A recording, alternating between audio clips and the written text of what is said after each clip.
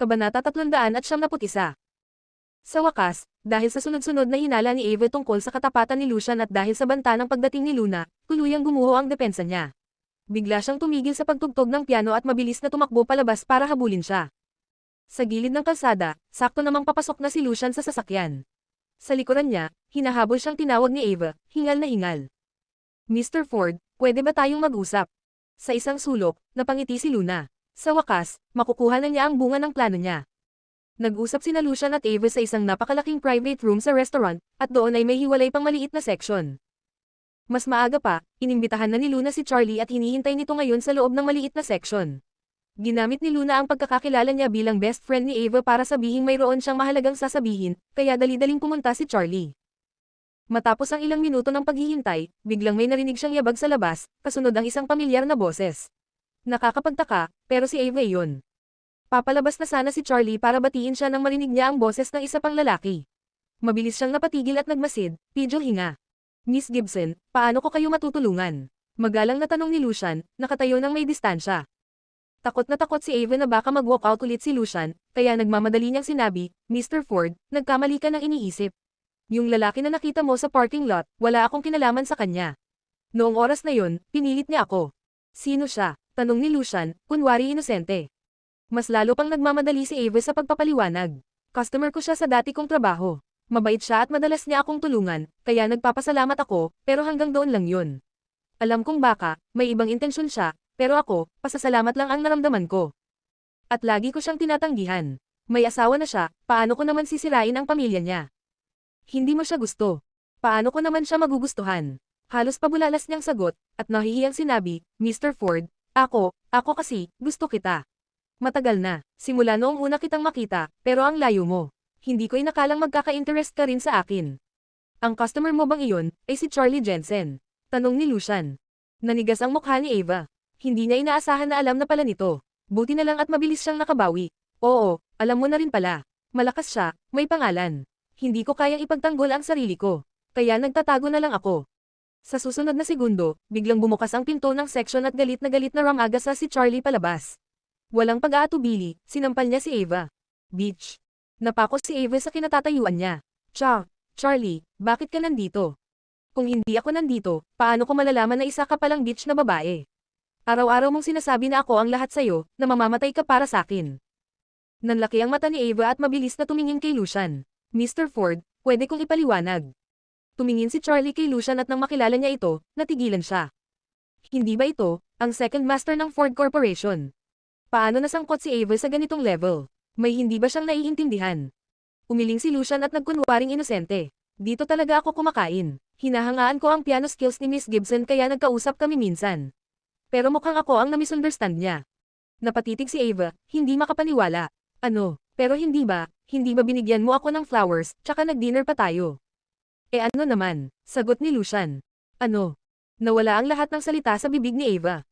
Totoo naman, hindi naman kailanman nagbitaw si Lucian ng anumang pangakong higit pa roon. At kilala siya bilang taong palabiro at malapit sa lahat. Marami na siyang nabigyan ng flowers. Lahat ng inaakala niya, posibleng siya lang pala ang nag-imbento. Gabi na, sa isang bungalow sa hilagang bahagi ng syudad. Maingat na ipinasok ng assistant ang isang eleganteng damit sa silid. Miss Freya, napili na po yung dress para sa Fashion Week. Gusto niyo pong tingnan. Galing po ito sa history, nakita ko po kasi na pinupuri niyo dati yung style ng designer nila, kaya. Nakatulala lang si Freya sa harap ng kanyang dressing table, at hindi man lang tumingin sa damit. Ay lapag mo na lang.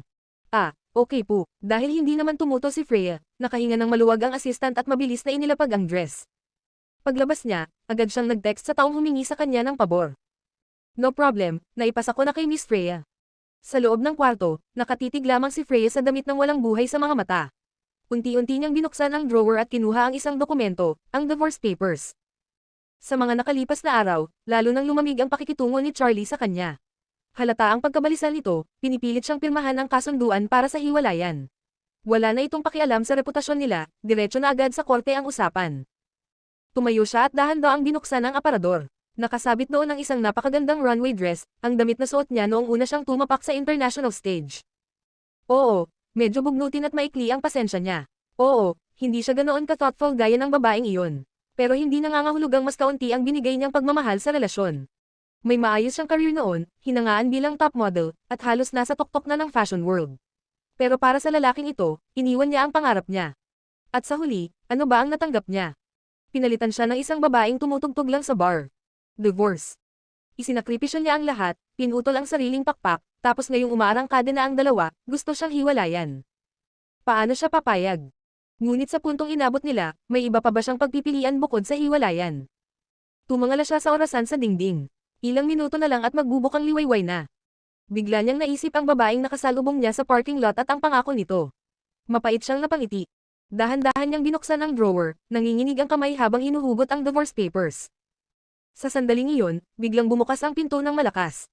Si Charlie na kalahating buwan nang hindi umuuwi, nakapako ngayon sa pinto, nakatitig sa kanya na tila mamumugto ang mata sa galit o pagod.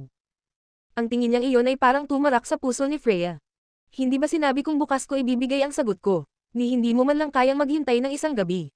Sa susunod na segundo, bumagsak sa tuhod si Charlie sa harap niya. Sinampal ang sarili ng paulit-ulit bago niyakap ang mga binti niya. Dear, ako ang mali. Patawarin mo ako. Please, patawarin mo ako. Napatanga si Freya. At biglang sumagi sa isip niya ang isang boses, yung sinabi noon ng isang babae. Ipinapangako ko na luluhod yang asawa mo, iiyak, sinasampal ang sariling bibig, para lang humingi ng tawad sa'yo. Kasabay noon, biglang tumunog ang phone niya. May natanggap siyang message. Miss Lynchburg, kung satisfied ka, please give 5 stars, Spirit Studio. Kinabukasan ng gabi, sa isang private room ng Imperial Night Hotel. Pinagmasdan ni Freya ang babaeng nasa harap niya. Paano mo to nagawa? Tinanong ko si Charlie, pero ayaw niya magsabi. Paulit-ulit lang niyang sinasabing mali siya, at nagmamakaawa siyang patawarin ko siya. Tulad ng inaasahan ni Luna. Bilang lalaki, paano sasabihin ni Charlie sa asawa niya na naloko siya ng third party? Wala naman yun, simpleng sagot ni Luna, kalmado. Nag-hire lang ako ng isang lalaki para i-flirt si Avery Gibson, tapos hinayaan kong mahuli sila ng asawa mo ng live. Kabanata 372. Biglang natauhan si Freya, pero lalo pa siyang nagduda. Ganun lang kadali. Hindi sa pagyayabang, pero sa itsura at qualifications ni Charlie, isa na lang siyang hakbang mula sa pagiging top percentile ng mga pinakagwapo at pinakasuccessful na lalaki. Hindi basta-basta may engganyo si Ava ng kung sinong lalaki lang. Lahat ay posible, simple at kampanteng sagot ni Luna. Ayaw na rin sanang pag-usapan pa ni Freya ang babaeng iyon, kaya hindi na niya pinilit ang detalye. Tiningnan niya na lang si Luna. Hindi na mahalaga kung paano mo ginawa.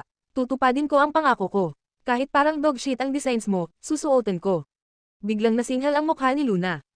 Alam kong medyo under the table ang ginawa natin, pero talented at capable ang designer namin.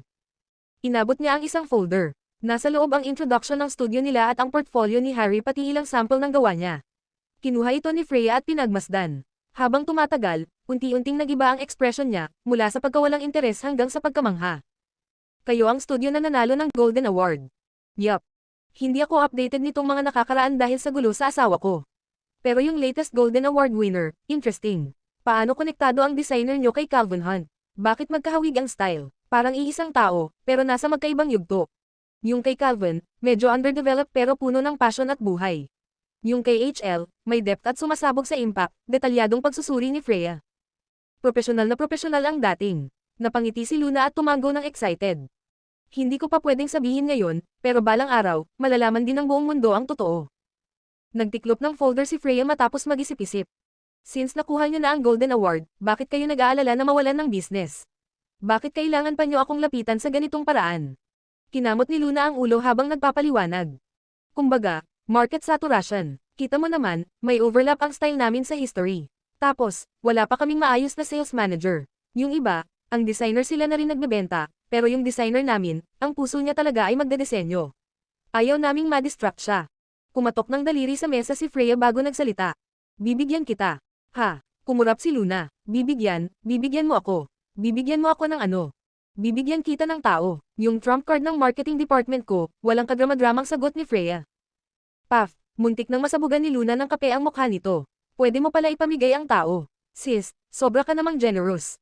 Bakit hindi? Gusto mo ba? Kung ayaw mo, okay lang. Wait, tanong ko muna, lalaki ba o babae ang ibibigay mo? May kaibahan. Kunot noong tanong ni Freya. Mabilis na tango ang ginawa ni Luna. Oo, may kaibahan. Kapag lalaki, forget it. Bakit? Litong tanong ni Freya. Bakit daw? Kasi naman baka magselos ang Great Demon King. Yung huling beses na kinuha niya si Harry, naging wild na si Lucas, what more kung may bago na naman siyang lalaking iuuwi. So ang sagot niya. Kasi, may peculiarity ang designer ko. Hindi siya makapag-design kapag may nakikita siyang lalaking kasama. Natawa ng malakas si Freya. Hindi niya inaasahan ang ganoong kawalan pusong dahilan, pero naiintindihan niya, maraming designers ang may sariling quirks. Huwag kang mag-alala, babae siya. Lumuluwag ang dibdib ni Luna. Kung ganon, yes, pasok na pasok siya. Kung babae, walang problema. Siguro. Sana. Settled na yan. Ipapasok ko na siya diretso sa'yo, agad na desisyon ni Freya. Pero biglang nag-alala si Luna. Yung trump card mo, mahal ba siya? Baka kahit ibigay mo sakin, hindi ko naman kaiinang bayaran ang sahod niya. Tapos, papayag ba siya? Maliit lang kasi ang studio ko. Since ako ang nag-a-arrange nito, wala kang kailangang bayaran. May 5-year contract ako sa kanya at may 1 taon pa siyang natitira. Ililipat ko siya sa'yo para sa natitirang taon. Pagkatapos noon, bahala na siya kung mananatili sa'yo o babalik sa akin. Napakunot noo si Luna. Kahit sinabing wala siyang babayaran, alam niyang yung trump card ni Freya ay siguradong milyon ang annual salary, at conservative pa yon. Pagdating sa maliit niyang studio, baka basic salary lang ang kaya nilang ibigay.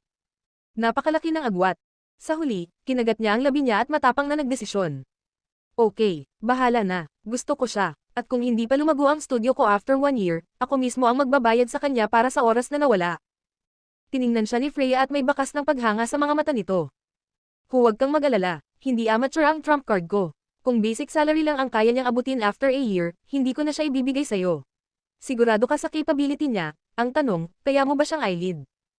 Okay, naiintindihan ko, sagot ni Luna, tumango. Right, at tandaan mo, ihanda mo ako ng 3 sets ng outfits, ha? Dagdag pa ni Freya. 3, para may options ka, nagtatakang tanong ni Luna. Sinaman siya ng tingin ni Freya.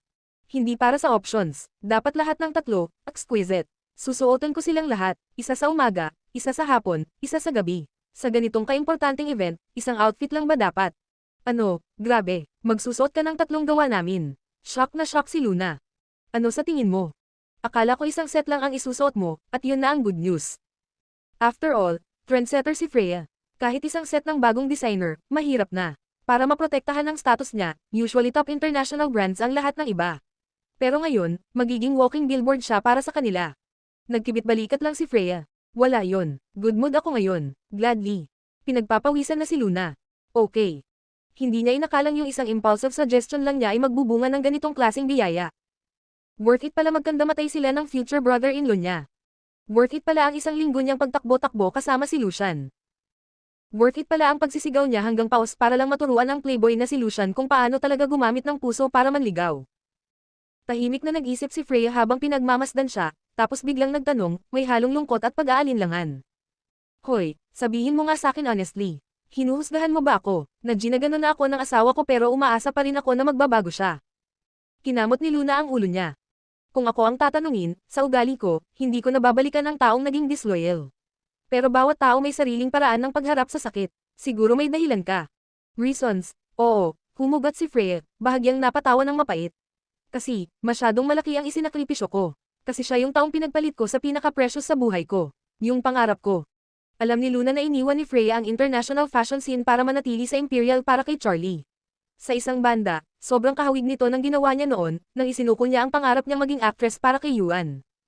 Siguro kaya hindi niya maiwasang tulungan si Freya, dahil nakikita niya rito ang dating sarili niya. Pero kumpara kay Freya, kabaligtaran ng landas na pinili niya ngayon. Kahit mahirap hanapin muli ang mga bagay na minsang mahalaga sa kanya, at hanapin muli ang sarili, hindi siya nagsisisi, kahit minsan. Kabanata 373. Sa lumang tirahan ng pamilyang Ford. Hay, hiha, nakangiting sabi ni Cassandra habang tinitingnan ang mga pagkaing maayos na nakahain sa mesa. Palagi kang abala sa pag-aaral at trabaho. Hindi talaga namin inakala na marunong ka ring magluto. Lubos ang tuwa niya sa mga putahe na inihanda ni Rebecca. Walang ibang tao sa bahay ngayong araw, kaya sinamantala ni Cassandra ang pagkakataon na imbitahin si Rebecca, isang tahimik na one-on-one na salo-salo, upang personal niyang makilala kung paano namuhay ang dalaga sa mga taong malayo ito sa tahanan. Sa huli, hindi lamang pala elegante at may dignidad ang kilos ni Rebecca, malawak din ang kaalaman nito, at higit sa lahat, nakapagluto pa siya ng ilan sa kanyang best dishes. Kahit mga karaniwang home-cooked dishes lamang iyon, bihira pa ring makatagpo ng ganitong kombinasyon ng husay. Namula si Rebecca sa mga papuri. Nagsanay lang po ako noong mag-isa akong nakatira habang nag-aaral sa abroad. Auntie, napakabait ninyo naman po, kahit hindi pa po professional level ang pagluluto ko, kinain nyo pa rin. Tingnan mo nga naman ang sarili mo, ang galing-galing mo na. Masiglang sagot ni Cassandra, karamihan sa mga babae ngayon, ni hindi man lang nasubukang magluto. Pero ikaw, kahit sobrang busy, ginawa mo pa rin. Maaaring medyo traditional ang pananaw ko, pero naniniwala pa rin ako na kahit hindi kailangang magluto araw-araw ng mga pamilyang tulad natin, iba pa rin ang halaga ng personal na lutong bahay. Tama po kayo, Auntie, mahinahong tugon ni Rebecca. Magaling din talagang magluto si Cassandra, kaya may sarili siyang pamantayan pagdating sa magiging daughter-in-law niya. Sa panahon ngayon, naniniwala pa rin siya na mahalagang kasanayan ang pagluluto. Sa una, inakala niyang ang isang inaalaga ang mabuti at batang babae tulad ni Rebecca ay tiyak na hindi marunong magluto. Lalo na't palagi itong abala ngunit napakahusay pa rin sa trabaho at pag-aaral. Sino ang mag-aakalang kaya rin pala nitong magluto? Tunay nga itong isang kaaya-ayang sorpresa. Ay, Becky, biglang sabi ni Cassandra, sinasamantala ang pagkakataon. Hindi masama ang herbal pork rib soup mo. Magpapadala ako ng kaunti sa mansion ni Lucas mamaya, o gusto mo bang sumama sa akin? Nang marinig ang imbitasyon, bahagyang nabahala si Rebecca. Pasensya na po, Auntie. May proposal pa po akong kailangang tapusin ngayong gabi. Baka hindi po ako makasama. Kung sasama siya kay Cassandra, may pagkakataon sana siyang mapalapit kay Lucas. Ngunit baka hindi iyon ikatuwa ni Lucas, lalo na kung isipin nitong ginagamit niya ang ina nito. Alam na alam ni Rebecca kung paano timbangin ang mga bagay. Kung ano ang dapat at hindi dapat gawin upang hindi siya makainis. Bukod pa roon, may girlfriend na ngayon si Lucas. Kung magpapakita siya ng labis na pagkapit o pagmamadali, masama ang magiging tingin sa kanya. Ang pagpunta ngayon at pagsama kay Cassandra ay sapat na. Mas lalo pang nasiyahan si Cassandra nang makita ang pagiging maingat at hindi padalos-dalos ni Rebecca. Walang problema, sa ibang araw ka na lang bumisita ulit sa bahay. Opo, Auntie, magalang na sagot ni Rebecca. Sa Platinum Palace. Sa loob ng dining room, halos lumabas ang mga mata ni Lucian sa sobrang gulat habang nakatitig sa mesa na punong-puno ng pagkain. Halos tumulo na ang laway niya. Oh my God, Little Luna, nababaliw ka na ba? Marunong ka talagang magluto ng isang buong course meal.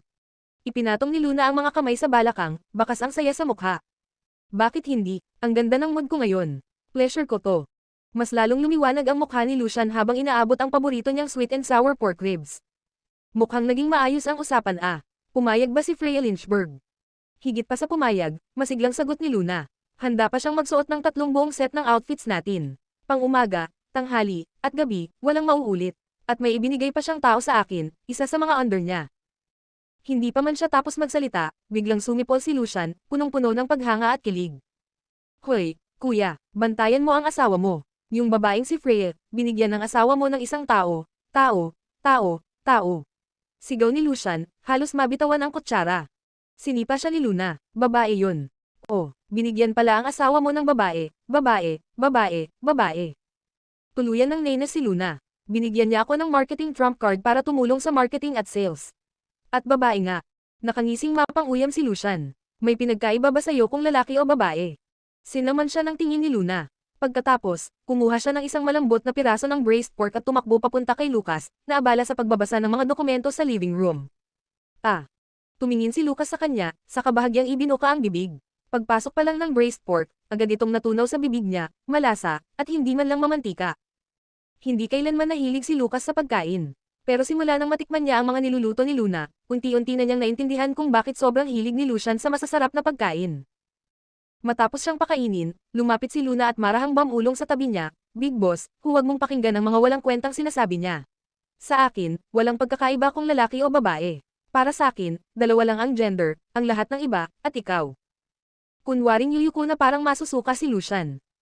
Tigilan mo na yung matatamis mong salita. Hindi ganon kadaling malinlang ang kapatid ko. Sumagot lang si Lucas ng isang mahinang ungol, at agad na tahimik si Lucian. Maingat na pinaalalahanan ni Lucas si Luna, direktang galing kay Freya Lynchburg ang taong yon, kaya kailangan mo pa ring maging mapagmatsyag at obserbahan siya mismo. Hindi biro ang marketing, pero kung trump card talaga siya ni Freya, hindi magiging problema ang kakayahan niya. Ibigay mo sa akin mamaya ang resume niya at titingnan ko. Agad na tumanggaw si Luna. Okay, salamat, my dear. Nawalan na ng masabi si Lucian. Paano ba nauuwi lagi sa ganito? Gusto pa naman niyang ma-enjoy ang pagkain niya. Hoy, little treasure, ibaba mo yung glutinous rice with pork ribs ko. Sigaw niya nang mapansing kalahati na ng paborito niyang ulam ay naubos habang saglit lang siyang nawalan ng pansin. Parang sinaksak ang puso ni Lucian. Kumuulap ang mga mata ni Little Treasure, saka walang pag-aalinlangang lumunok ng isa pang subo. Aray, masakit sa puso, handa nang ipagtanggol ni Lucian ang kanyang pork ribs hanggang kamatayan nang biglang may gininto ang ulo na sumulpat sa pintuan. Kakauwi lang ni Dave galing sa trabaho at pauwi na sana, pero naakit siya ng masarap na amoy. Hoy, anong meron dito? Magdadasal ba kayo? Hindi naman New Year ah. Bakit parang handaan? Tinanggal ni Dave ang itim niyang face mask at diretso niyang dinampot ang isang salt and pepper prawn gamit ang kamay. Sa ganitong handaan, wala nang saysay ang chopsticks. Isang kagat pa lang, alam na niya, luto ni Luna. Agad na kumislap ang mga mata niya. Uncle, pwede ba akong makikain? Hindi, halos mabaliw na si Lucian. Bakit may isa na namang darating para makipag-agawan sa pagkain? Lahat to akin, pinagpalit ko to ng dugo, pawis, at kagandahan. Ha, kagandahan. Hindi yun ang punto. Ang punto ay, sigurado ka bang gusto mong makikain? Mapapakain ka ng dog food. Inilabas ni Lucian ang kanyang killer card. Tumingin si Dave sa dalawang magkatabi sa sofa, saka diretsong umupo. Walang problema, kakain na lang ako ng nakapikit. Matagal-tagal na rin ang lumipas, at medyo kalmado na siya. May mga bagay talagang hindi mo pwedeng iwasan habang buhay. Napatulala na lang si Lucian. Nagmistulang isang magulong bagyo ang mesa habang walang tigil silang naglalantakan. Sa una, nag-alala pa si Luna na baka sobra ang nailuto niya. Pero nang makita niyang halos lumunin ni na Dave at Lucian ang lahat, napawi ang kanyang pag-aalala. At sa kalagitnaan ng kasiyahan, may isa na namang taong pumasok. Kabanata 374. Kasunod ni Butler doon ay isang eleganteng babaeng naka-formal suit. Napalunok si Lucian nang inunguyan niyang pagkain bago nagtanong, Mom, bakit kayo nandito? Grandmother, bati ni Dave nang puno ang bibig. Mom, magalang na bati ni Lucas, sabay utos sa servant na kumuha ng isa pang set ng kubyertos. Nagbabalat si Luna ng hipon para kay Little Treasure nang makita kung sino ang dumating, kaya agad siyang tumayo. Madam Ford. Nang makita ni Cassandra si Luna na nakaupo sa dining table kasama nila, sandali siyang natigilan. Nagdala lang ako sa inyo ng soup, ano to? May special occasion ba? Bakit ang daming pagkain? Pati si Dave nandito. Oh, wala yon. May tinulungan lang akong maliit na favor kay sister-in-law, kaya pinagluto niya ako bilang pasasalamat. Pagkarinig niya kay Lucian na tawaging sister-in-law si Luna, natural na hindi natuwa si Cassandra, pero alang-alang kay Little Treasure, hindi niya pinahalata. Nagdududang tiningnan niya si Luna. Marunong ka bang magluto? Subukan mo na lang, Mom. Sabay subo ni Lucian ng braised eggplant gamit ang tinidor at inabot sa ina. Pagkakain ni Cassandra, kumunot ang noo niya. Hoy, loko ka, obviously in order lang to sa restaurant, hindi ba? Napangisi si Lucian. Mom, please, ako mismo nagtanim ng eggplants na yan sa garden. Si Little Treasure ang naglinis, si brother ang naghiwa, tapos si sister-in-law ang nagluto. Oh, tama, si Dave, wala talagang ginawa yan. Nandito lang para makikain. Pinanood ni Cassandra si Little Treasure habang kumakain na parang munting squirrel, busog ang pisngi at ni hindi tumitingala. Napuno ng init ang dibdib niya. Talagang mahilig ang matatanda manood ng bata habang kumakain, at hindi siya naiiba. Hindi niya matinag ang tingin sa apo. Ang batang ito, dati binibilang pa ang bawat butil ng kanin bago kumain. Kahit nagbago na siya, hindi niya pa kailanman nakitang kumain ng ganito kasaya. Kaya pala tumaba at gumanda ang kutis nang makabalik siya. Mukhang hindi naman pala ganap na walang silbi ang babaeng ito. At kung tutusin, kahit simpleng eggplant dish lang, ramdam na ilang taon itong pinraktes. Sa simpleng putahe madalas nasusukat ang tunay na galing. Isang subo pa lang, halos kasing sarap ng mga nasa restaurant. Mom, gusto niyo bang kumain kasama namin? Alok ni Lucian. Busog pa ako, sige lang kayo. Hinaplos niya ang ulo ni Little Treasure habang kumakain ito. Little Treasure, dahan-dahan lang ha. Baka mabilaukan ka. Akala naman ni Little Treasure gusto rin kumain ng lola niya, kasi kanina pa siya pinagmamasdan. Tumingin siya sa malaking prawn na ipinagbalat sa kanya ni Tita Luna, at matapos ang matinding pakikipaglaban sa sarili, kinuha niya iyon gamit ang munting kamay at iniabot kay Cassandra. Kumain ka, grandmother. Nanlaki ang mata ni Cassandra sa gulat, pero agad niyang ibinuka ang bibig at tinanggap. Ay, thank you, apo ko, ang sarap. Grandmother, ano yan dala niyo? Tanong ni Dave habang ngumunguya. Nanigas ang ekspresyon ni Cassandra. Wala, nagluto ang tagapagluto ko ng herbal pork rib soup, kaya dinala ko dito para sa inyo, pero mukhang sobrang busog na kayo para dito. Hayaan niyo na muna. Nanatili muna siya roon para panoorin si Little Treasure, at nang pinakain pa siya nito ng ilang subo, umalis siyang nakangiti. Ikukwento niya iyon sa matanda mamaya. Siguradong magsaselos iyon. Sa biyahe pa uwi, medyo lutang si Cassandra. Kanina lang, nakita niyang magkasama sa mesa sina Lucas, Lucian, Little Treasure, at pati si Dave na masaya, maingay, at puno ng buhay ang buong sala. Halos parang totoong pamilya. At si Little Treasure, parang normal at masayang bata na ulit. Malayong malayo ito sa atmosphere noon, malamig, tahimik, walang sigla. At lahat ng pagbabagong ito, tila nagsimulang mangyari dahil sa babaeng iyon. Kung hindi lang dahil sa nangyaring trauma noon kay Little Treasure, kung hindi lang dahil sa malaking takot na iniwan nito sa puso niya, sa totoo lang, base sa kung paano niya inaalagaan ang bata. Baka noon pa. Pagkaalis ni Cassandra, walang kabog-abog na binuksan ni Lucian ang container ng pork rib soup. Kahit hindi naman masama ang skills ng chef sa old residence, sawa na talaga siya sa lasa. Para kasing pare-pareho lang, tipikal na luto ng restaurant. Pero kapag soup, aminado siyang mataas pa rin ang standard. Kaya kumuha siya ng isang kutsara, isinubo at agad din niyang iniluwa. My God, ang sama nito, niloloko ba ako? Sure ba siyang galing to sa chef ng old residence? Tumikim si Luna ng kaunti at sabing, ayos lang naman. Hindi siya masarap, oo, pero pwede na. Ikaw lang talaga ang masyadong maarte, no? Tahimik lang na tinitigan ni Lucas ang soup. Biglang natauhan si Lucian. Ay, teka, siguradong si Rebecca ang gumawa nito. Kung hindi, bakit pa magpapadala si ma'am nang siya mismo ang nagabot? Gusto lang siguro magyabang, pero wala rin. Hindi niya kaya tapatan ang full course meal ni Bro Luna, hahaha. Pagkatapos kumain, hindi agad umalis sina Lucian at Dave. Humilata pa sila sa sofa at nanood ng TV. Dahil sa sobrang busog, literal na hindi sila makagalaw.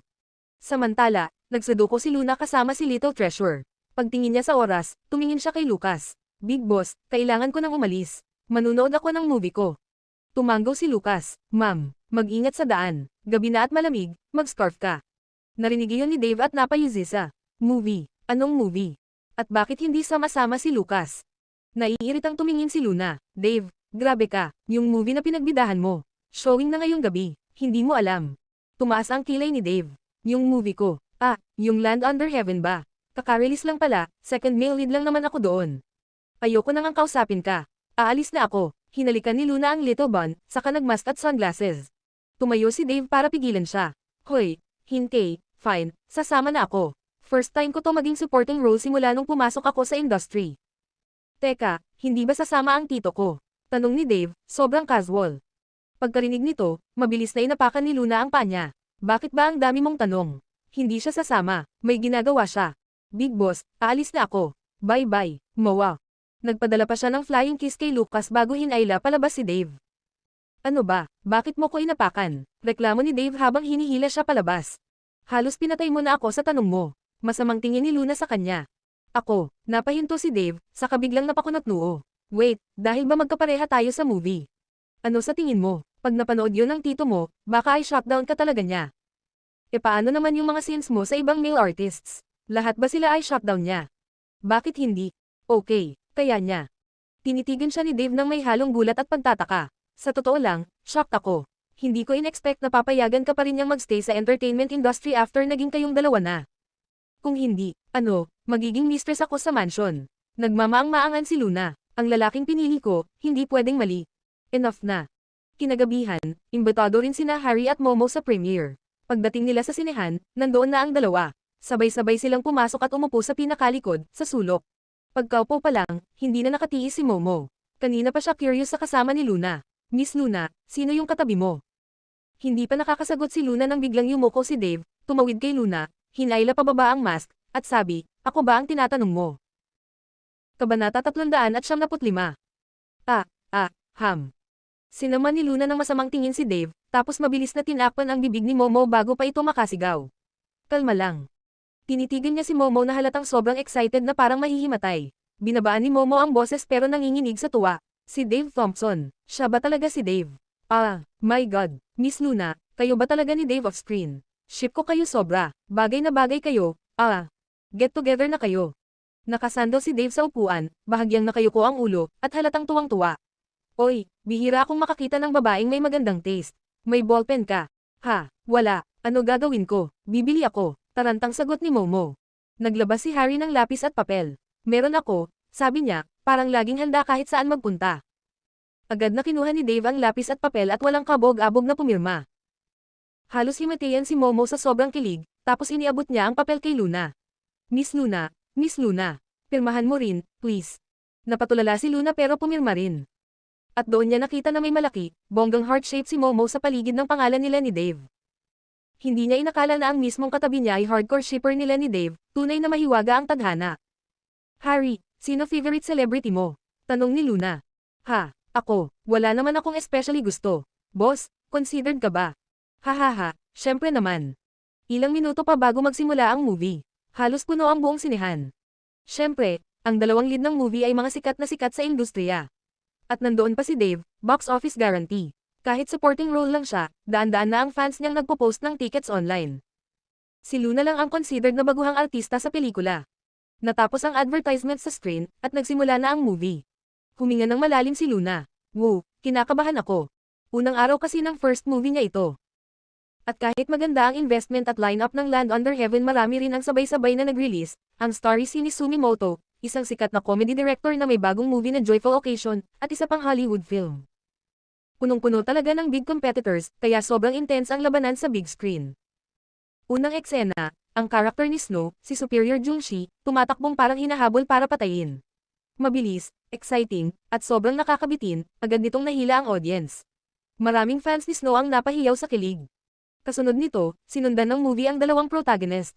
Aksidenteng nailigtas ni Superior Jungshi ang male lead at napilitang pumasok sa palasyo para makaiwas sa kapahamakan. Doon nagsimula ang laban niya, nakipagsabayan sa kung ano-anong kalaban kasama ang male lead. Actually, strong female lead movie talaga ito. Ang karakter ni Superior Jungshi ay sobrang standout, madaling kabitan ng fans. Tragic ang buhay pero matalino, parang bayaning babae. Sa huli, dahil sa identity niya, hindi niya naging kapalaran maging reyna. Pero naging pinakaimportanteng babaeng prime minister ng dinastiya. Siyempre, kung cool ang lead, dapat may kontrabidang mapapansin. Ang supporting evil character ni Luna ay malinaw na para ay highlight si Snow. Sa huli, napanguso si Momo habang nanonood, gustong-gusto na niyang murahin si Luna dahil sa kasamaan nito sa screen. Miss Luna, grabe ka umarte. Talagang nakakuha siya ng pansin sa mga haters. Medyo napatawa si Luna, masaya siya sa pakikinig sa lahat ng sigawan at pagtutol ng audience kay Gongsun Lee. Salamat sa lahat ng papuri ninyo. Ngunit mabilis na nagbago ang takbo ng eksena. Pagsapit ng pangalawang kalahati ng pelikula, unti-unting ipinakita ang mga alaala ni Gongsun Lee. Nang unti-unting matukoy ang totoong pagkakakilanlan niya, kitang-kita ang magic sa pagbabago ng pananaw ng audience sa karakter. Ang gwapo ni Dave. Ang male disguise ni Gongsun Lee, ang saya rin. Akala ko, sa kanyang ganda, magiging striking talaga kahit na lalaki ang damit niya. Sino ang mag-aakala na ang pagpapakita ni Dave bilang mahina at scholarly ay makakaapekto ng ganito? Parang gusto ko na siyang itulak. Habang sinasabi nila iyon, sa screen, talagang tinali ni Gongsun Lee si Dave at itinutulak siya sa boudoir niya. Dr. Siang, namumula ka. Gusto mo ba talaga ako? Paano kung diretso nating gawing luto ang hilaw na palay? Hindi ba't magandang ideya? Narinig ang sigawan at malakas na tawanan sa buong sinehan. Oh my God! Ito yung part sa trailer kung saan natali si Dave. Matagal ko na itong hinihintay. Ito ang unang pagkakataon na napanood ni Dave ang show bilang bahagi ng audience, kaya hindi niya maiwasang kuskusin ang ilong at medyo kinakabahan. Masayang-masaya si Luna sa performance niya. Galing ko talaga sa acting na gangster, hindi ba Blondie? Hindi ka umaarte. Isa ka talagang gangster, sagot ni Dave. Pagkatapos ng eksenang iyon, ang unang kissing scene ni Luna at Dave sa Lantern Festival ang sumunod. Mas wild pa ang reaction ng crowd kaysa inaasahan nila. Parang papatalsik ang bubong sa sigawan. Oh my God, ang cute nilang dalawa. Paano sila pwede maging ganito ka-cute? Puso ko, natutunaw. Sa totoo lang, akala ko lagi si Dave ay sobra-sobrang overbearing sa mga lead roles niya bilang CEO na maalaga, pero wala akong naramdaman na tunay na damdamin. Hindi ko alam kung gaano niya kamahal ang female lead. Pero dito, ramdam ko talaga sa mga mata niya ang pag-ibig. Actually, yung klase ng pagmamahal na pinipigil, tinatago, at nakalibing sa sulok ng puso. Yung malakas na pagmamahal na gusto ipakita pero walang lakas ng loob, at hindi pwedeng ipakita. Habang pinapakinggan niya ang usapan ng audience tungkol sa chemistry nila ni Dave, sobrang thankful si Luna na wala ang Great Demon King sa sinehan. Kung nandyan siya, siguradong tatanggalin agad ang palabas. Samantala, mukhang gloomy naman si Dave. Paano naman? Lagi ko namang ibinubuhos ang emosyon ko sa role. At ano ba ang ibig sabihin ng pinipigil, tinatago, nakalibing sa sulok ng puso, malakas na pagmamahal na gustong ipakita pero walang lakas ng loob? Ang mga mata ba nila hindi mapanganib? Tinapik ni Luna ang balikat niya. Huwag ka na magreklamo pa. Ang mata ng audience malinaw na malinaw, sobrang galing mo sa film na ito. Yung paraan ng pagkontrol mo ng tingin mo, ramdam ko talaga ang pagmamahal mo sa akin. Napatulala si Dave. Hindi niya alam kung dapat ba siyang ma-relieve o ma-disappoint sa seryosong analysis ni Luna. Sa buong pelikula, marahil ang eksena kung saan nandoon si Luna kasama si Miranda ang pinaka-reactive ang audience. Nang ibunyag ni Luna ang totoong identity niya bilang Gongsun Lee sa harap ni Miranda, na gumanap bilang Princess Shu, nag-flashback ang screen. Ito pala yung eksena kung saan nabaril si Dave ng maraming pana at namatay sa harap ni Luna. Tahimik na tahimik ang buong sinehan. Pagkaraan ng sandali, narinig ang tunog ng mga umiiyak na audience. Napansin ni Luna, sa pelikula na ito, siguro 70% ng audience ay umiiyak, pati na ang mga lalaki. Si Momo na katabi niya, halos hindi na makahinga sa sobrang iyak. Oh no, grabe, hindi pwede mamatay yung military doctor. Babalik siya, di ba? Medyo bad mood si Dave, kaya pinagsabihan niya ng spoiler ang lahat. Hindi, patay na siya. Pagkasabi niya nito, nagsimula na si Momo sa humikbi. Hinaplos ni Luna si Momo habang binigyan ng matalim na tingin si Dave. Kabanata 376. Natapos na rin sa wakas ang 2 oras na pelikula kahit na halos ayaw pang tumayo ng audience, sobrang nahok sila sa kwento. Kahit hindi pa niya alam kung kumusta ang box office, matapos maupo ni Luna sa sinehan at personal na masilip ang reaksyon at attitude ng mga manonood, agad siyang nakaramdam ng gun sa dibdib. Kahit ano pa ang maging resulta ng ticket sales. Natupad na niya ang sarili niyang pamantayan sa kung ano ang gusto niyang ihatid sa big screen. Paglabas nila, nakita nilang may mga reporter na nag-i-interview ng mga tao sa labas ng theater. Hello, Miss, kakapanood niyo lang ba ng Land Under Heaven? Oo. Kumusta ang movie? Sobrang ganda, lampas pa sa inaasahan ko. Lalo na yung karakter ni Snow, si Superior Jungshi, ang lakas niya, parang Diyosa. At yung mga eksena niya kay Troy, sobrang nakakakilig. Sa huli nga, muntik na akong maiyak sa pinagdaanan niya kay Bekkan pero hindi pa rin sila nagkatuluyan. Hi, sir, sino po ang pinaka-tumatak sa inyo sa Land Under Heaven? Definitely yung female lead. Grabe ang karisma niya. Tama ba, ipabroadcast niyo ba talaga to sa TV? Oo. Nis, gusto kong mag-confess sa goddess kong si Snow, I love you. Habang pinapanood ang mga interview, hindi maitago ni Dave ang pagkadismaya kahit nakamask. Please, sa tingin niyo ba lahat bobo? Buong theater na yun kinentrota ni Yuan Sullivan para panoorin ng fans ni Snow ng libre. Syempre puro diehard fans ang lumalabas doon. Kung sila ang i-interviewan, edi puro papuri talaga para kay Snow. Tumingin si Harry kay Luna, puno ng tiwala sa boss niya. May mata ang audience, ang word of mouth, hindi yan kayang dayin. Speaking of Yuan Sullivan, may nabasa akong chismis online na nagbook daw si Yuan ng theater sa bawat city para sa mga fans ni Snow. Todo suporta sa bagong movie niya. Grabe, ang sweet nila. Para silang peer couple, sa entertainment industry, di ba?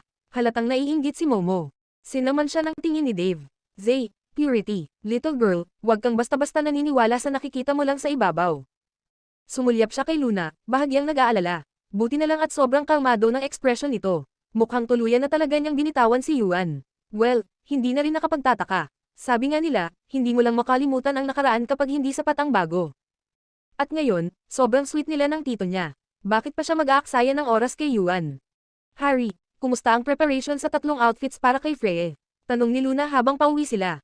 Nakahanda na lahat, isa roon yung Nirvana-themed red dress sa Golden Awards, at yung 2 naman ay latest works ko, sagot ni Harry, puno ng kumpiyansa. Mukhang tuloy-tuloy ang agos ng inspirasyon niya nitong mga nakaraang araw. Good, dadalhin ko sila para makita ni Freya.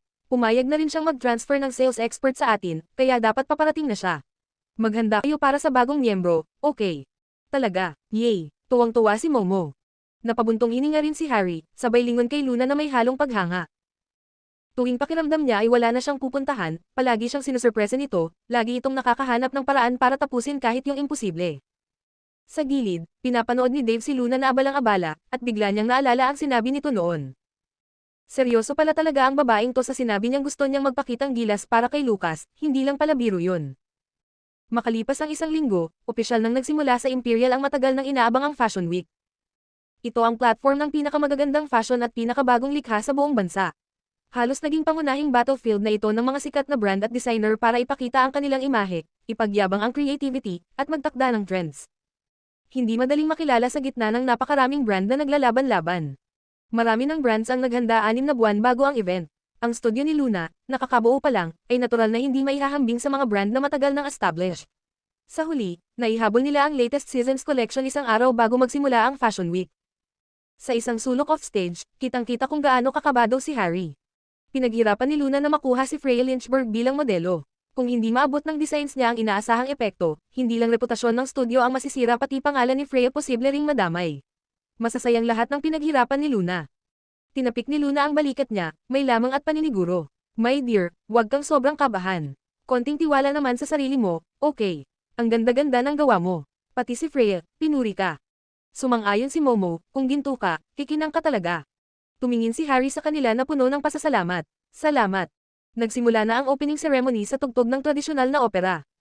Ang stage backdrop ay ginawang parang sinaunang arkitektura, isang napakalaking pulang pinto ang may jade green na copper ring. Nang bumukas ang pinto, tumambad ang matatayog na pader ng palasyo at isa-isang lumabas ang mga modelong nakasuot ng magarang kasuotan. Biglang lumiwanag ang screen, ipinapakita ang logo ng History. Pagkakita ng crowd sa logo, nagsimula ang bulungan. History pala ang opening brand. 1 year pa lang sila, di ba? Nakakabilib. Sabi ko na nga ba, ang designer ang kaluluwa ng isang brand. Si Calvin Hunt, bihirang genius yun. May buhay ang mga gawa niya.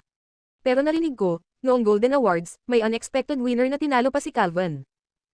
Ang ganda talaga ng gawa ng anonymous designer sa Golden Awards, pero ang dami nilang similarities sa style ng History. Malaki sana chance niya, pero sino ba ang kayang tumalo si Calvin? Feeling ko matatanggal din siya sa market or baka bilhin siya ng History. Napansin niyo bang bigla siyang nawala? Natapos ang show sa paglabas ng international model na si Angie, suot ang final outfit ng History, isang entrance na sobrang lutang. Pagbaba ng stage, umalingaw ang palakpakan at nagsimula nang lumapit ang lahat para batiin sina Snow at Calvin. Ang ganda ng fashion show na to. Kaya pala History ang pinili para mag-open. Thank you, sa inyong lahat. Suot ang malinis at stylish na little tuxedo, nakatayo si Snow na parang tunay na elite CEO, mula sa dati niyang pagiging shining star, ngayon ay mukha na siyang business queen habang mahinahong tinatanggap ang papuri. Sobrang gumaganda ang takbo ng buhay ni Snow nitong mga araw. Ang Land Under Heaven nakakalabas pa lang, kumita agad ng $1.5 billion sa first day pa lang. Kasunod nito, ang Hollywood movie at ang comedy na Joyful Occasion na bigla ring sumabog sa takilya.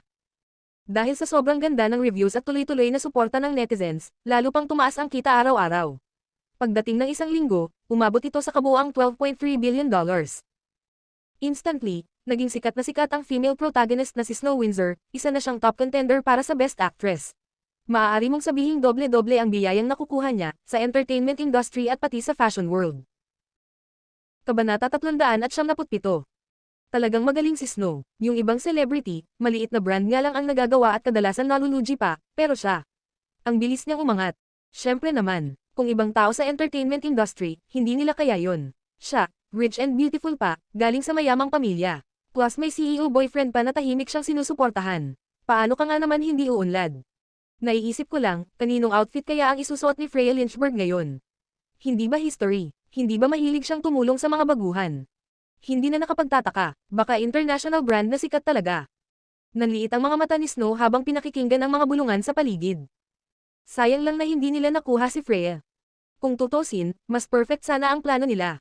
Pero sino bang mag-aakala na magkakaroon ng problema sa huli? Hindi rin niya maintindihan kung bakit tinanggihan ni Freya ang paglakad para sa kanilang show. Si Calvin, nakatabi niya, ay nagsalita, okay din naman si Angie. International supermodel na siya ngayon. Halos kapantay na nga niya si Freya sa influence. Tumingin lang si Snow sa kanya, walang sinasabi. Kahit retired na si Freya, siya pa rin ang kauna-unahang Asian na naglakad sa isang international runway noon. News din siya ng napakaraming international big brands. Para siyang campus ng fashion world, kung saan siya tumingin, doon sumusunod ang trend. May sarili pa siyang fashion company. Paano mo ihahambing ang isang rookie na gaya ni Angie sa kanya? Pero alam niyang mahirap imbitahin si Freya, kaya in-expect na rin niya ang ganitong resulta. Sa stage, tuloy-tuloy ang pagpapakita ng iba pang brands. Pagkatapos ng sunod-sunod na well-known brands, biglang nagbago ang screen, at lumitaw ang linyang. Spirit, HL. Spirit, hindi ba sila ang nanalo sa Golden Awards? Ako rin, akala ko saglit lang ang fame nila, kaya hindi sila sasali ngayong fashion show.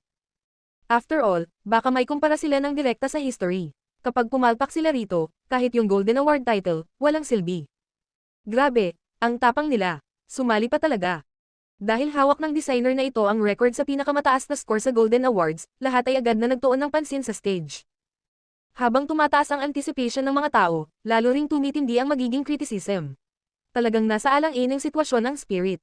Naglakad na ang mga model sa runway. Paglabas pa lang ng unang outfit, biglang natahimik ang buong lugar. Ilang segundo lang, napuno ito ng mga naaaninag na paghanga.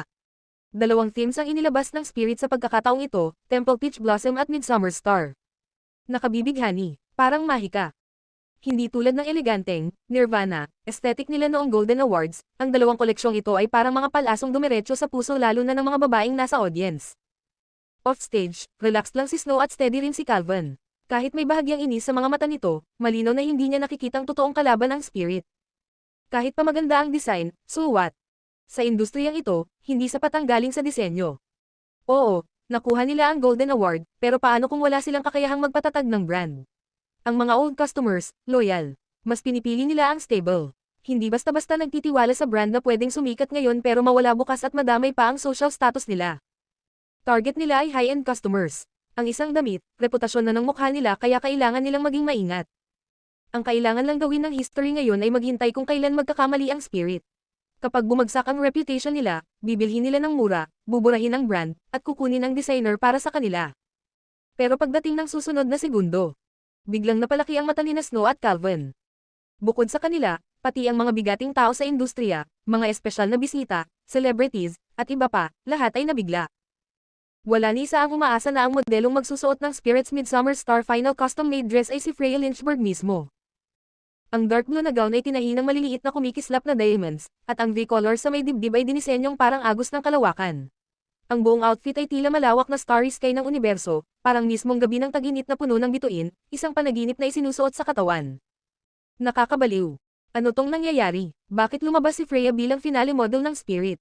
Hindi ba't ilang beses na niyang pinuri si Calvin in public? Pero ngayon, sa ganito kaimportanteng okasyon, suot niya ang gawa ng designer na tumalo kay Calvin noong Golden Awards. Ipinapahiwatig ba niyang mas magaling ang misteryosong designer na iyon kaysa kay Calvin? Lahat ng guests, public figures, at mga designer na naroon ay sabik ng malaman ang totoong dahilan. Sa wakas, natapos ang morning show. Sa offstage, kanina pa nag-aabang ang mga reporter. Matagal silang naghintay bago lumabas mula backstage si Freya, iba na ang suot niya. Ang suot niya ngayon ay isang fire red gown na may classic embroidery. Ang malapad na palda ay parang sinunog ng apoy hanggang tuhod, kaya lumitaw ang mahahaba at napakinis na binti. Sa mga nakakaalam, agad nilang nakilala, isa ito sa outfits ng Golden Awards winner, designer H&L, mula sa theme na Nirvana. Miss Lynchburg, pwede po ba naming malaman kung Spirit ang suot nyo ngayon? Yes. Miss Lynchburg, maaari ko pong malaman kung bakit ganun nyo kamahal ang Spirit's brand. Hinaplos ni Freya ang palda, at may dumadampi pang ngiti sa mata nang sagutin niya, kailangan pa ba yang itanong? Sa sandaling iyon, ang aura ni Freya at ang gown ay sobrang swak, nakakahali ng panoorin. Kung personalidad, presence, o figure ang pag-uusapan, perpekto ang pagka-fit ng damit sa kanya. Well, hindi na kailangan ng paliwanag. Sobrang ganda ng Spirit, sobrang soulful, kaya deserve niya ang pangalan. Miss Lynchburg, ano naman po ang tingin niyo sa history kumpara sa Spirit? Dati ay mukhang paborito niyo ang history. Bakit bigla kayong lumipat sa Spirit? May dahilan po ba sa likod nito? Tanong ng reporter, halos hindi makahintay. Agad nagtuon ang lahat ng mga mata kay Freya, pati si Luna na nasa offstage. Kinabahan si Luna na baka bigla itong magsabi ng, "Sure, I'm glad ka," at madamay sila. Buti na lang, maaasahan pa rin si Freya sa critical moments. Kalma at maingat ang sagot niya. Si Calvin ang pinakamagaling na designer na nakilala ko. Totoo, matagal ko na siyang hinahangaan. Pero ang designs niya ay parang oras na nakapirmi sa isang perpektong mundo, maganda, pero hindi nagbabago. Sa Spirit, nakita ko ang growth, transformation, at unlimited possibilities. Malaki ang impluwensya ni Freya sa fashion world, at may bigat ang bawat opinyon niya. Sa isang pangungusap lang, agad niyang inangat ang Spirit mula sa pagiging brand na nasa border lang ng fashion world, ngayon ay kinikilalang parte na ng tunay na fashion circle. Para silang binigyan ng honorary plaque. Hindi kalayuan, halos hindi na makontrol ni Snow ang sarili habang nakikita ang nangyayari. Bakit naging ganito? Kahit ibang big brand na sana. Pero Spirit pa talaga, naipadala na natin ang outfits natin ng mas maaga, pero tinanggihan sila ni Freya. May problema ba sa designs mo? Kabanata 378. Nagmadaling umiling si Calvin. Impossible. Yun ang final piece natin sa Milan Fashion Week. Paulit-ulit nang nangyayari ang mga ganitong eksena kaya hindi na nakapagtimpi si Snow. Galit na galit siyang sumigaw, kaya pala sinabi ni Freya na hindi ka nagbabago. Wala ka na bang ibang design? Pero pinili ko lang yung piece na yun para safe. Kahit ganon ang sinasabi ni Calvin, nagsisimula na siyang kabahan sa loob-loob niya. Noong una, pwede pa niyang sabihing nagkataon lang. Pero matapos makita ang iba pang designs ng Spirit ngayong round, lalo lang lumakas ang takot niyang puno ng pagkakasala. Dahil sa totoo lang, lahat ng meron siya ngayon puro nakaw. Habang mas damadami ang glory at papuri na tinatanggap niya tuwing araw, mas lumalalim naman ang takot niyang mawala ang lahat pagdating ng gabi. Pinakamasama pa, halos ubos na ang design drafts niya. Kahit nag-recruit siya ng palihim ng malaking grupo para gayahin ang style ni Harry, kahit gaano pa kaganda ang pagkopya, hindi pa rin maihahambing ang mga gawa nila sa original. Hindi pwede to. Kailangan niyang malaman kung sino talaga ang HL na yun. Habang mas tinitingnan niya ang mga gawa ng taong yun, mas lalo siyang natatakot. Halos mapaniwala na siyang si Harry Hill nga ang designer. Pero paano? Imposible, walang paraan para makabangon pa si Harry. At higit sa lahat, hindi na dapat makakarating sa ganong level ang designs nito. Kinagabihan, pagkatapos ng event, masama ang loob ni Calvin kaya umalis siyang mag-isa, iniwan si Snow. Pagkalapit niya sa sasakyan, bigla niyang natanaw sa gilid ng kanyang mata ang imahe ng taong madalas lumitaw sa mga bangungot niya gabi-gabi. Harry Hill. Napako sa takot si Calvin. At bago pa siya makalapit, nakasakay na ang lalaki sa kotse at mabilis nang nawala sa paningin niya. Matagal bago tuluyang kumalma si Calvin. Siguro sobra lang siyang tense, oo, siguro nga. Ang forma at hairstyle ng lalaking yun ay sobrang fashionable. Paano magiging si Harry Hill yun na dati laging mukhang gastusin? Sa loob naman ng sasakyang umalis, tumingin si Luna sa rearview mirror. Si Calvin ba yung nasa tapat? Nakilala ka ba niya? Napansin rin iyon ni Harry. Pinilit lang niyang ngumiti, mukhang hindi, maski ako, hindi ko na nakikilala ang sarili ko sa itsura ko ngayon. Tumanggo si Luna, tama ka. Interesadong tinanong ni Momo, paano ba ang itsura ni Director Hill bago ito? Mas mabuti nang huwag mong malaman, masisira lang ang fantasy mo. Saktong matapos niyang sabihin yun, biglang tumunog ang phone niya. Unknown number. Nag-aalinlangan niya itong sinagot, hello. Missy, isang tinig na puno ng pagkatarantaang agad na sumabog sa kabilang linya. Nagulat si Luna, ikaw ba si Nanay Weng? Siya lang ang tumatawag sa kanya ng ganun, ang matandang Katie wala sa tabi ng lolo niya. Yes, ako ito, Missy, bilis pumunta ka sa hospital. Inadmit si Master, halos maiyak si Nanay Weng habang nagsasalita. Ano? Bigla niyang prinino at ipinarada ang sasakyan sa gilid ng kalsada. Namutla ang mukha niya, kamusta si Grandpa? Bigla siyang nawalan ng malay sa bahay. Sabi ng doktor, baka hindi na niya kayanin ngayon, hindi ka kasi sinabihan ng mga young masters kaya ako na ang tumawag. Ikaw ang gustong-gusto niyang makita, baka huling pagkakataon na, nanginginig at puno ng paghihinagpis ang boses ni Nanay Weng. Paano nangyari to? Anong hospital? Pupunta ako ngayon din. Sorry, may sakit ang lolo ko. Kailangan kong pumunta agad sa hospital, baka hindi ko na kayo maihatid. No worries, Miss Luna. Bilasan mo, mas importante si Grandpa, kami na lang ang kukuha ng taxi. Okay, ingat kayo. Boss, huwag kang masyadong kabahan, mag-drive ka ng maingat. Oo, gagawin ko. Pagkatapos magpaalam kina Harry at Momo, dumiretso agad si Luna papunta sa hospital na sinabi ni Nanay Weng. Habang nagmamaneho, tumawag siya para alamin ang sitwasyon. Nanay Weng, ano ba talaga ang nangyari? Kakatawag ko lang kay Grandpa ilang araw ang nakaraan. Ang lakas-lakas pa niya noon. Malalim na napabuntong hininga si Nanay Weng. Ay, Missy, nagpapakatatag lang si Master. Alam mo naman ang pamilya natin, si first young master, ang iniisip lang ay yung adopted daughter, tapos si second young master naman, araw-araw may gulo dahil sa dalawang illegitimate daughters niya. Matagal nang naghihintay si Master, pero kahit isang great-grandchild na magpapatuloy ng bloodline, wala. Habang tumatanda siya, mas lumalala ang heart condition niya. At ang pinaka-pinuproblema niya, ikaw, Missy. Si Miss Ellie, may ina para protektahan siya, pero ikaw. Kapag nawala si Master, lagi siyang nag-aalala na mag-isa ka lang at walang masasandalan. Noon pa, gusto ka na niyang i-matchmake sa young master ng Green family. Para pagdating ng araw, may tutulong at magbibigay sa iyo ng protection. Tahimik lang nakikinig si Luna, at tila hindi niya maipaliwanag ang bigat ng nararamdaman. Pagdating niya sa hospital, naroon na sina Maximo, Ingrid, Snow, Tomas, Ellie, at Yuan. Mukhang lupaypay sina Maximo at Ingrid, habang si Snow ay iyak ng iyak at nakasubsob ng mahina sa dibdib ni Yuan. Si Tomas, hindi halatang malungkot. Sa halip, tinitingnan niya ng may panlilibak si Maximo. Nagpapanggap ka pa, hindi ba't hindi na kayo makapaghintay na mamatay ang matanda? Pag namatay siya, sa inyo na ang buong Windsor family. Tumahimik ka, wala ka bang konsensya? Ganyan na ang lagay ni ama tapos ganyan ang sinasabi mo. Galit na ganting sigaw ni Maximo. Ano ngayon? Hindi ko ba sinasabi ang totoong iniisip nyo? Nagbabait-baitan ka pa. Huwag mong sabihin hindi mo iniisip yon. Habang umiinit ang sigawan ng dalawang panig, biglang may mabilis na yabag na pumuno sa koridor at agad nilang nakita si Luna na papalapit. Oh, ayan na naman yung isa pang gustong makiagaw sa mana. Kanti yun ni Tomas. Pagkakita kay Luna, kumislap ang pag-iingat at kaba sa mga mata ni Snow. Ang pinakamalaking hadlang sa pagkuha niya ng kapangyarihan sa Windsor family ay ang matandang iyon. Kapag nawala na ito, kay Maximo mapupunta ang pinakamataas na authority.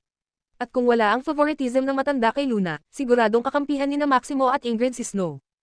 Madali na niyang makukuha ang Windsor family. Ang second family, sina Tomas na mahina at si Ellie na sobrang gentle, wala silang laban. Hindi ibibigay ng matanda sa kanila ang kumpanya. Ang ikinakatakot lang ni Snow ay, kung sakaling sa huling sandali bago mamatay ang matanda, bigla nitong ilipat ang lahat ng shares kay Luna. Kung mangyari iyon, tapos na siya. Pero maliit ang tsansa, at hindi papayag si Maximo. Sa ugali ng matanda, malamang bibigyan lang nito si Luna ng maliit na bahagi para siguraduhin hindi siya pababayaan. Ayaw man ni Snow na bigyan si Luna ng kahit anong share o bonus, pero kung maliit lang, ayos na. Hahayaan na niya itong maging small shareholder, at manood habang siya ang kumokontrol sa kumpanya. Kabanata 399. Anong ginagawa mo rito? Biglang nanigas ang mukha ni Maximo nang makita si Luna. Halatang natakot din siya na baka guluhin nito ang lahat sa napakakritikal na sandaling iyon. Ate, nandito ka na. Umiiyak na sabi ni Snow. Bilisan mo, puntahan mo si Grandpa. Matagal ka nang hindi umuwi, miss na miss ka na niya. Ikaw ang pinakagusto niyang makita ngayon. Ang paraan ng pagkakasabi niya. Walang pagdududa, binibigyan niya ng mali siyang pahiwatig na si Luna raw ay biglang nagpakita lang ngayon dahil malapit nang may mamatay. Bakit pa kailangan? Bakit nagkukunwari ka pang filial ngayon? Matalim na sabi ni Ingrid. Pero nakatutok lang ang puso ni Luna sa matanda. Wala siyang panahon para patulan ang mga taong iyon. Tumingin siya sa loob ng ICU, sa pamamagitan ng glass window, tahimik na pinagmamasdan ang matandang nakahiga at halos hindi gumagalaw. Alam niyang tama si Nanay Weng. Siya ang pinakainaalala ng matanda, hanggang sa huli. Lumapit si Ellie at marahang itinapik ang balikat niya, para konsolahin siya, halatang may halong guilt. Kumusta si Grandpa? Mahina at nanginginig na tanong ni Luna. Malungkot na sagot ni Ellie, sa ngayon, stable siya. Pero sabi ng doktor, hindi raw maganda ang kondisyon niya. Baka hindi na raw niya kayanin ang taglamig na to.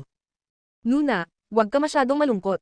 Kapag umabot na sa edad na ganyan, darating at darating talaga ang araw na, malumanay na pag-comfort ni Yuan habang inaabot ang tisyo. Kinilabutan si Luna. Hindi pa nga patay si Grandpa, pero para bang tinatanggap na nitong mangyayari iyon. Bigla, sa loob ng silid, dahan daw ang iminulat ni Elder Windsor ang mga mata at tumingin diretsyong kay Luna sa labas.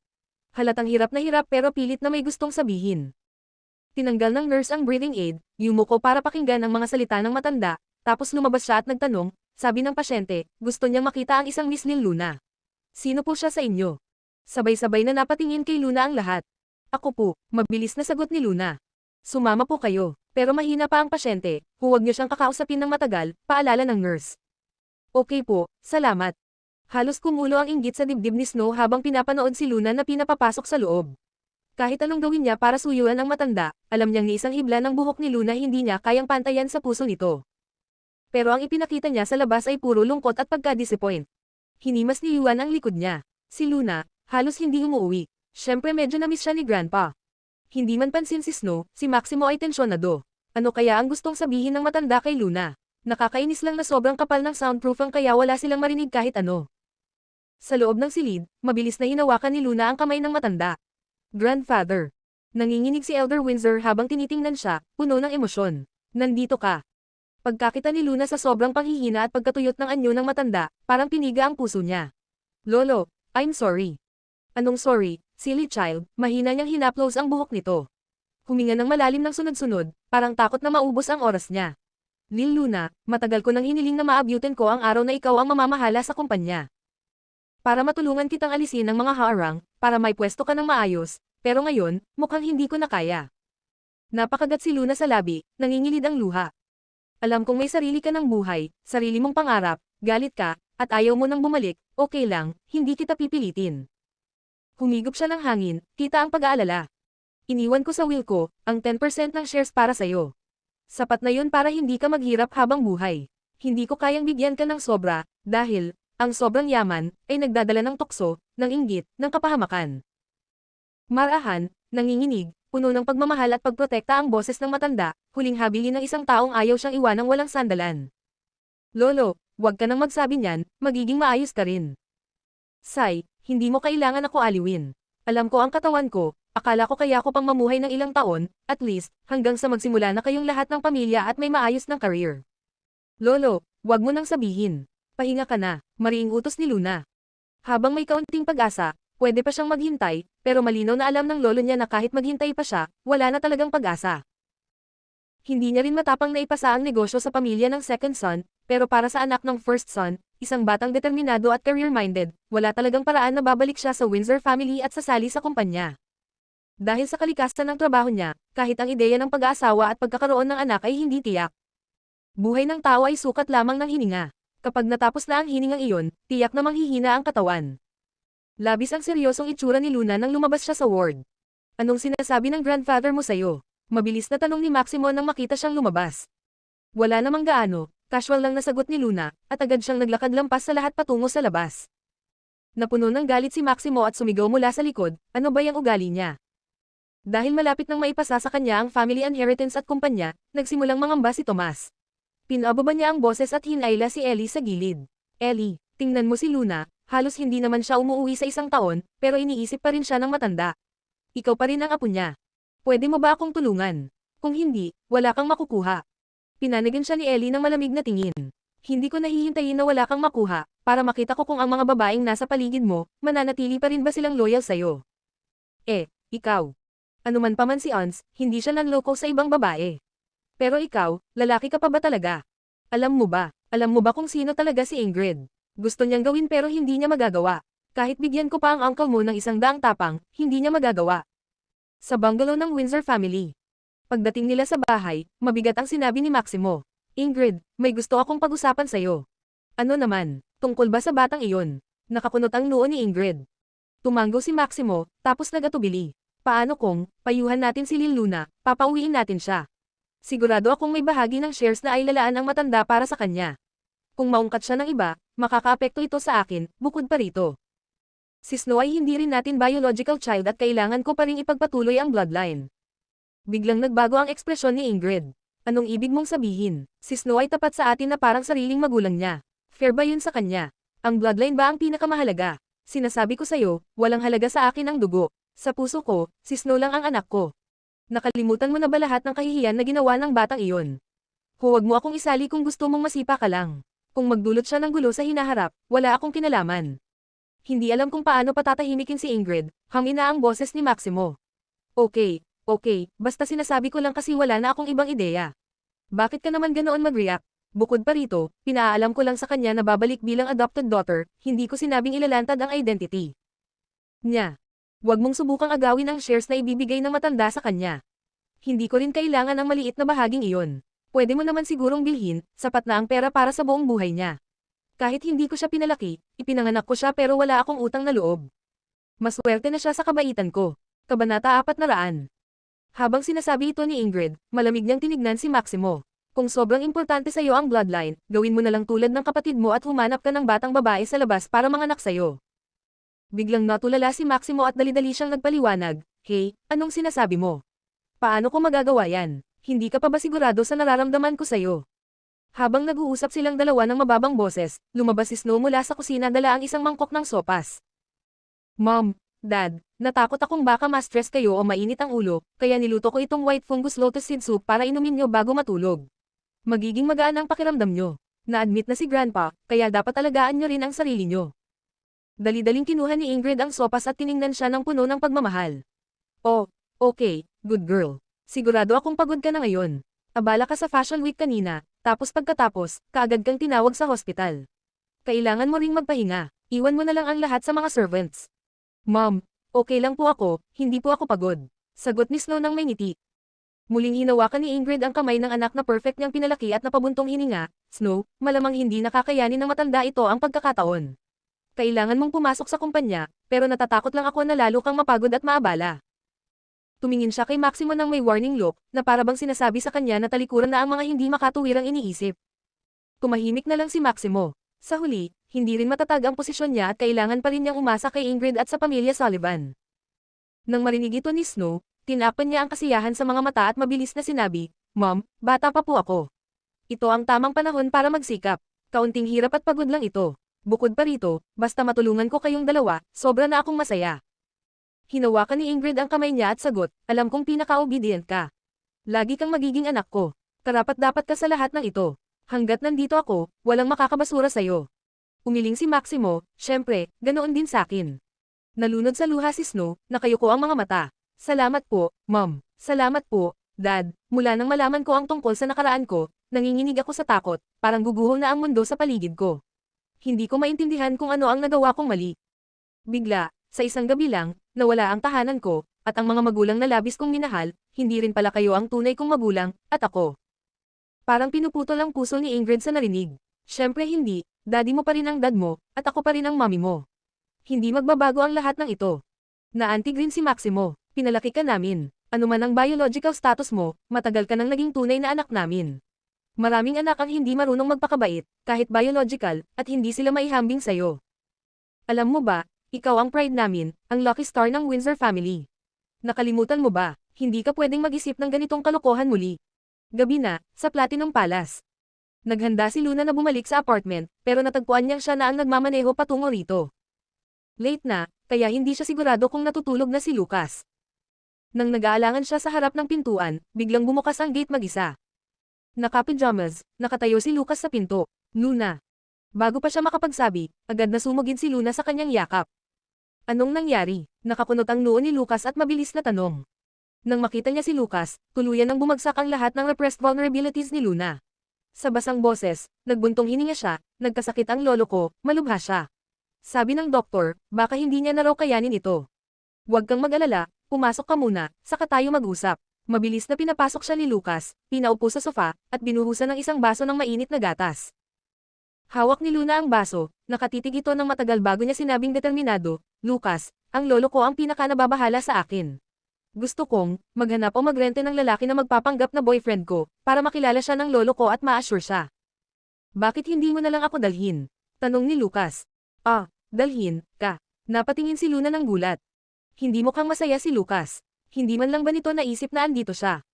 Mabilis na nag-react si Luna at paliwanag, ang ibig kong sabihin, kung dadalhin kita, baka hindi ma-assure ng lolo ko, baka mas mabigil pa siya. Sa ganitong pagkakataon, lalo siyang hindi maniniwala kung may iba kang dadalhin. Ako lang ang pwede mong dalhin. Matatag ang tono ni Lucas. Ma'am, ganun ba? Kung hindi mo ako dalhin, sino pa ang dadalhin mo? Tanong niya habang nakatitig kay Luna. Mahina ang tingin ni Luna sa kanya. Dapat ba akong magsabi ng totoo? Ma'am, sagot ni Lucas. Kumakabog ang dibdib ni Luna bago nagsalita. Sa totoo lang, gusto ko sanang dalhin si Bailey para makatulong mag-cover up dahil mas bagay ang identity niya, at matagal na rin siyang gusto ng lolo, kaya.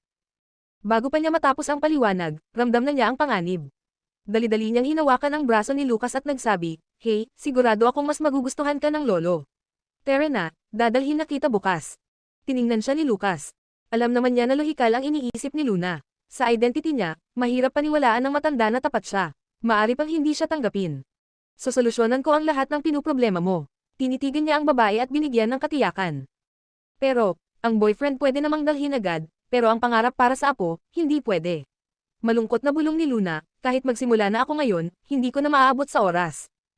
Bigla niyang naisip ang isang bagay at sabik na tumayo. Lucas, pwede mo bang ipahiram sa akin si Little Treasure? Huwag na. Ano ibig mong sabihin? Hindi mo ipahihiram. Hindi na kailangan ipahiram, sayo na siya simula pa lang. Naantig si Luna hanggang halos maiyak. Hindi ko alam kung tama ang ginagawa ko, pero alam ko, kung hindi ko gagawin, tiyak na magsisisi ako. Hindi niya pwede hayaan na mamatay ang lolo niya na may panghihinayang at walang kapanatagan sa puso. Kaya kinabukasan, dinala ni Luna si Lucas at ang Little Bun sa ospital.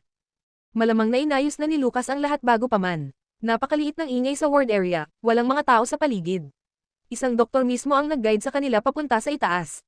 Doktor, kumusta na po ang lolo ko? Mas maayos na ba siya ngayon? Tanong ni Luna ng may kaba. Umiling ng mabigat ang doktor. Napakasama pa rin, nanatili siyang nasa kawalan ng kamalayan. Kung magpapatuloy ang ganitong kondisyon, baka, sa loob ng susunod na 2 araw. Biglang nagbago ang ekspresyon ni Luna. Dati, nag-aalangan pa siyang magsinungaling tungkol kay Little Treasure, pero ngayon, wala na siyang pakialam. Huminga siya ng malalim at itinulak ang pinto ng ward. Lolo, pumunta po ako para makita kayo. Nasa kama ng may sakit, mas mahina na ang espiritu ng matanda kumpara kahapon. Nang marinig ang boses ni Luna, bahagya lang niyang binuksan ang mga mata. Lil Luna.